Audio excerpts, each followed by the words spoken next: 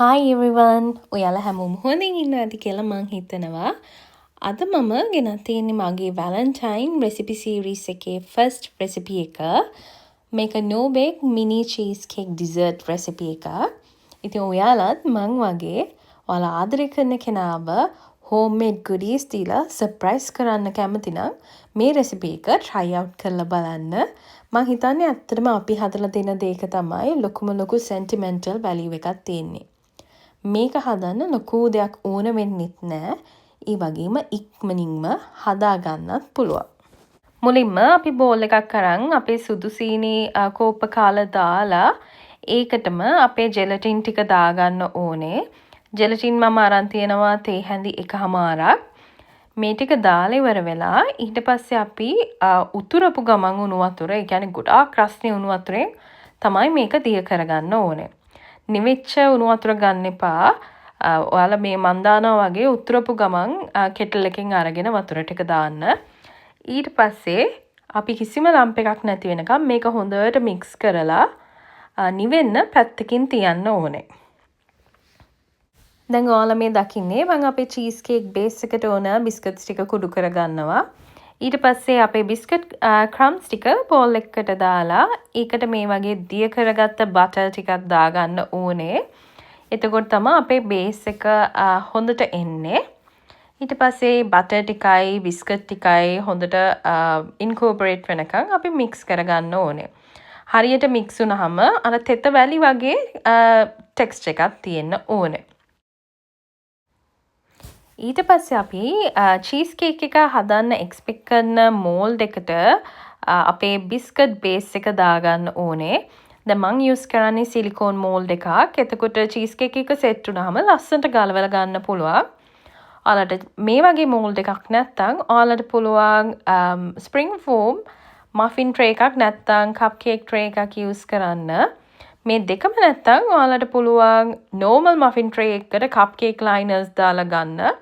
මේ කිසිම දෙයක් නැත්නම් ඔයාලට පුළුවන් dessert cups වලට මේක සෙට් කරන්නත්. හැබැයි dessert cups වලට සෙට් කරොත් එහෙම ඔයාලට මේක ලස්සනට ගලවලා ගන්න බෑ. කප් එකේම තමයි කන්න වෙන්නේ. ඔයාලා බේස් එකට අපේ බිස්කට් මික්ස්චර් එකෙන් මේස හැඳි 1/4 ගානේ වගේ දාගන්න. එතකොට අපේ චීස් කේක් බේස් එක ගොඩාක් මහතත් නෑ, ගොඩාක් තිනුත් නෑ.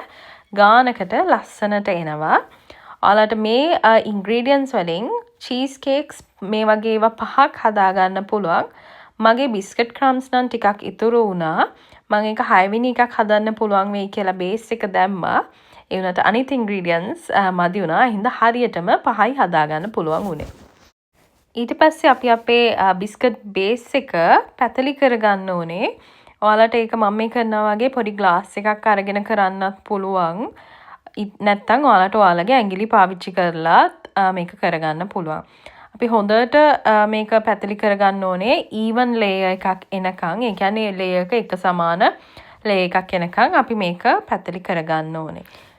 අපි අනිත් ingredients ටික ready කරගන්නකන් අපේ base එක ඊට පස්සේ fridge එකට දාලා තියන්න ඕනේ.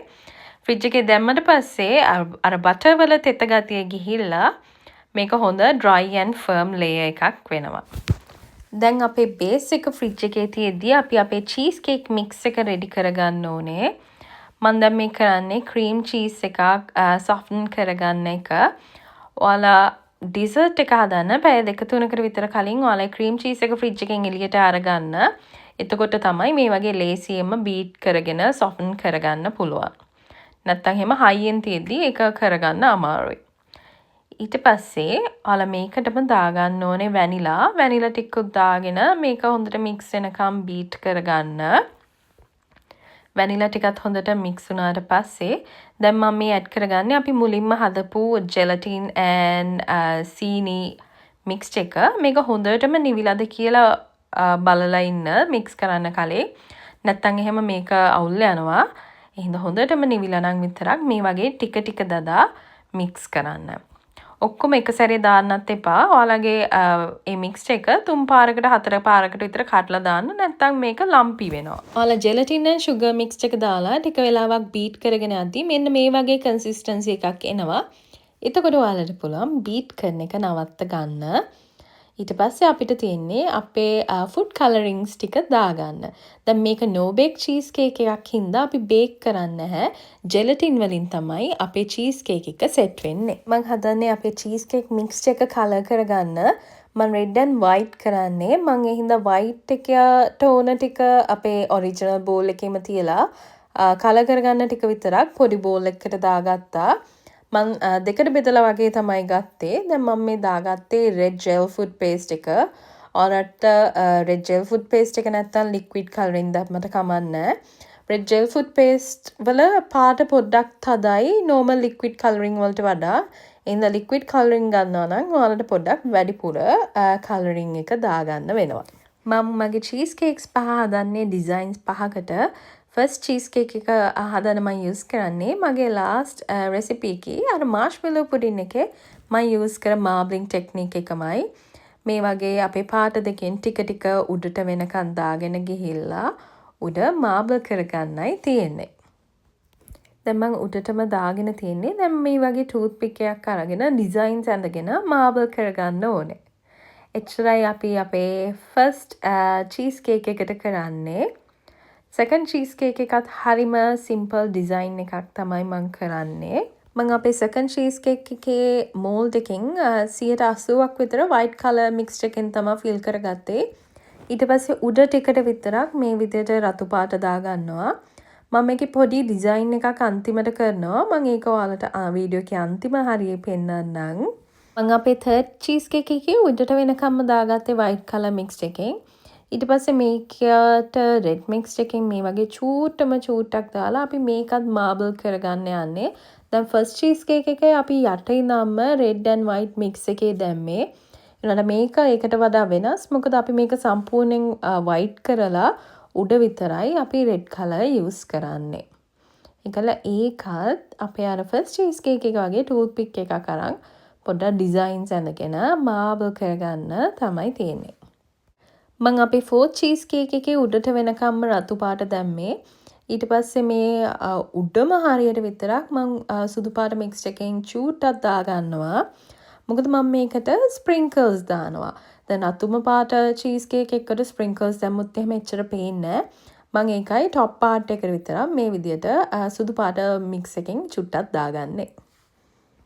ඊට පස්සේ දැන් මම මේ උඩින් දාගෙන තියෙන්නේ Valentine themed sprinkles. ඔයාලට මේ වගේ sprinkles හොයාගන්න බැන්න නම් normal sprinkles use කරත් කමන්නේ. ඒ වුණාට red, gold, silver අන්න ඒ වගේ matching color එක sprinkles use කරන්න. අපි අර දෙවෙනියට හදාගත්ත cheese cake එකේ design එක පෙන්වන්නයි දැන් මම යන්නේ. ඒක මම white දාලා ඊට පස්සේ උඩින් මම red දැම්මේ. දැන් ඒකට මම කරගන්න යන්නේ මගේ husband ගේ name එකේ first letter එක මේ විදියට ඇඳගන්න එක. මම ඒක කරන්නේ toothpick එකක් අරන් අපේ white color cheese cake mix එකේ dip කරලා ඊට පස්සේ මේකේ හිමීට ඇඳගන්න එකයි තියෙන්නේ. ලොකු ටෙක්නික් එකක් නෑ. මේක ඕනම එක්කෙනෙක්ට හරිම ලේසියෙන් කරගන්න පුළුවන්. toothpick එක ඇතුළට අනින්න එපා. මම මේ කරනවා වගේ surface එකේ විතරක් ඇඳගන්න. එතකොට තමයි හරියට ඇඳගන්න පුළුවන්. දැන් අපේ last cheese cake එකට මම මුළු cheese cake එකම කරේ සුදු පාටින්. ඊට පස්සේ උඩ හරිය විතරක් මම අර කලින් cheese cake එකේ D අකුර ඇඳගත්තා වගේ toothpick එකක් අරන් ඒක red color cheese cake mix එකේ dip කරලා මේ විදිහට surface එකේ විතරක් heart එක ඇඳගන්න තියෙන්නේ. ඒක හරිම ලේසි කරගන්න, හරිම ඉක්මනින් කරගන්න පුළුවන්. මේ විදිහට ඔයාලා මේ ටික කරගත්තට පස්සේ ඔයාලට තියෙන්නේ මේක ෆ්‍රිජ් එකේ දාගන්න. වැඩි වැඩක් නෑ. ගොඩාක් වෙලා යන්නේ නැහැ. හරිම ලේසියෙන් හරිම ඉක්මනින් කරගන්න පුළුවන්. cheese cakes ටික decorate කරලා ඉවර කරනාට පස්සේ ඔයාලා මේක ෆ්‍රිජ් එකේ දාලා අඩුම තරමේ පැය 5ක්වත් තියාගන්න ඕනේ. මම usually recommend කරන්නේ නම් ඔයාලා මේක හවස හදන්න. හවස හදලා මේක overnight fridge එකේ තියන්න. එතකොට මුළු රෑම fridge එකේ තිබ්බට පස්සේ මේක හොඳටම set වෙනවා. එතකොට අපිට ගොඩාක් ලේසියෙන් ගලවලා ගන්න පුළුවන්. මම cheese cakes ටික හැදුවේ හවසක. එහෙනම් මම මේ next day morning තමයි cheese cakes ටික unmold කරන්නේ. මේ බලන්න මේවා shock එකට set වෙලා තියෙනවා. පොඩ්ඩක්වත් mold එකට ඇලෙන්නෙත් නැහැ. ඒ වගේම ලේසියෙන්ම ගැලවිලා එනවා. ඔයාලත් එහෙනම් මම recommend කරන්නේ මම අර කලින් කිව්වා වගේම හවසක හදන්න. එතකොට overnight fridge එකේ තිබ්බහම ලස්සනට ගැලවිලා එනවා. නැත්නම් අපි එදාම හදලා එදාම උක ගලවනකන් අන්තිමට ඉවසිල්ලකුත් නැහැ. ඉතින් අපි කලින් ඉක්මනට ගලවන්න try කරනවා. එතකොට ඒක හරියන්නේ නැහැ. එහෙනම් මම recommend කරා වගේ කරලා බලන්න. එතකොට ලස්සනට ඔයාලගේ cheese cakes ටිකත් ගලව ගන්න පුළුවන් වෙයි. ඉතින් මං හිතනවා අද වීඩියෝ එකනොත් ඔයාලා අලුත් දෙයක් ඉගෙන ගන්න ඇති කියලා. මේ සැරේ වැලන්ටයින්ස් ඩේ එකට ඔයාලට පුළුවන් ඔයාලා ආදරය කරන අයට මේ චීස් කේක් එක හදලා දීලා යාළුව සර්ප්‍රයිස් කරන්න. මම දන්නවා ගොඩාක් අයට දැන් පර්සනල් වර්ක් කමිට්මන්ට්ස් ඉඳ වෙලාවක් නැහැ මේ වගේ දේවල් කරන්න. මම ඒකමයි මේ වගේ ඉක්මනින් හදාගන්න පුළුවන් රෙසිපි එකක් ඉන්ට්‍රොඩියුස් කරේ. එතකොට ගොඩාක්ම බිසි කෙනෙක්ට උනත් පුළුවන් පොඩි වෙලාවක් වෙන් කරලා මේ ඩිසර්ට් එක හදලා ෆ්‍රිජ් එකේ සෙට් වෙන්න දාන්න. ඉතින් ඔයාලත් මේ සැරේ වැලන්ටයින්ස් එකට ඔයාලා ආදරය කරන අයට මේක හදලා දුන්නා නම් ඔයාලා මට කමෙන්ට් එකක් දාන්න එයාලා මේකට කැමති වුණාද කියලා. Okay, until next time. Bye.